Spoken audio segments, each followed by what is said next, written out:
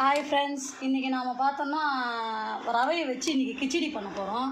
அதுக்கு தேவையான பொருள் வெங்காயம், தக்காளி, நம்ம கருவேப்பிலை வச்சுக்கலாம், இஞ்சி பூண்டு பேஸ்ட்டு, கடலப்பருப்பு, உளுத்தம்பருப்பு, ரவை, நெய், இதில் சோம்பு, பட்டை, லவங்கம், அவ்வளோதான். இப்போ நாம் எப்படி பண்ணுறதுன்னு பார்க்கலாம். ரவையை நம்ம இப்போ இதில் கொட்டிக்கலாம், வறுத்துக்கலாம். ஏன்னா ரவையை வறுக்கணும் இல்லையா, அப்போ தான் நல்லா வேகும். நல்லா பொன்னிறமாக வறுக்கணும். வறுத்தலாம். நம்ம முதல்ல ரவையை வறுத்து எடுத்துக்கலாம்.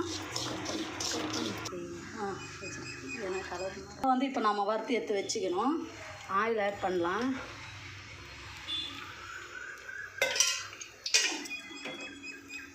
அடுத்ததாக கடுகு போட்டுக்கலாம்.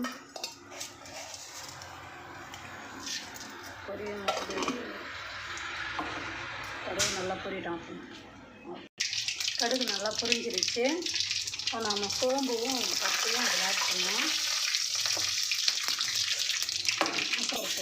போட்டுக்கலாம்.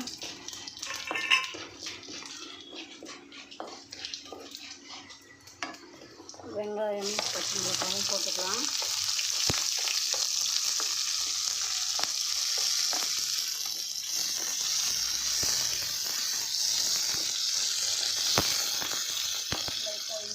போட்டுக்கலாம்.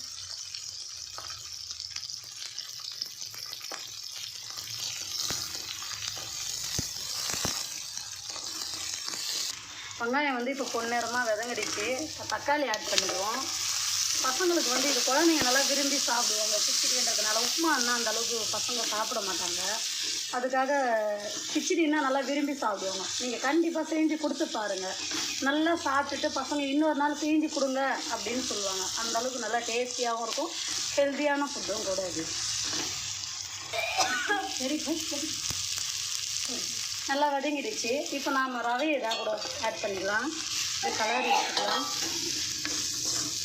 கிளறி நம்ம எடுத்து வச்சுக்கலாம்.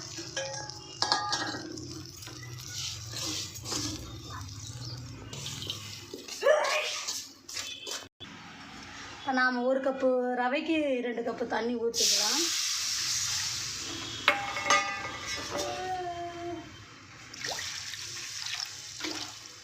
தேவையான அளவு உப்பு போட்டுக்கலாம்.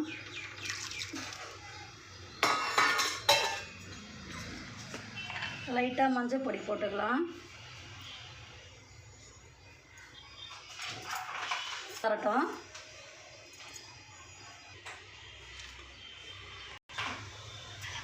நல்லா கொதிச்சிட்ருக்கு. இப்போ நாம் அந்த ரவையை அதில் கொட்டிக்கலாம். கலரி விட்டுக்குனே கொட்டிக்கலாம்.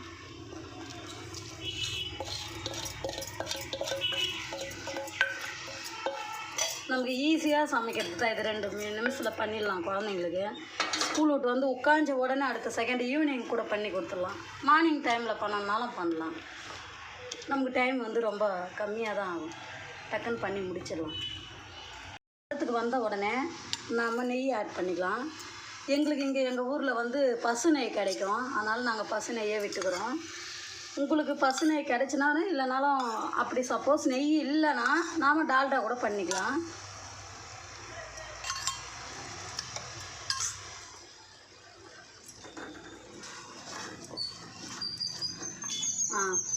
நமக்கு இந்த பதத்துக்கு வந்துடணும்.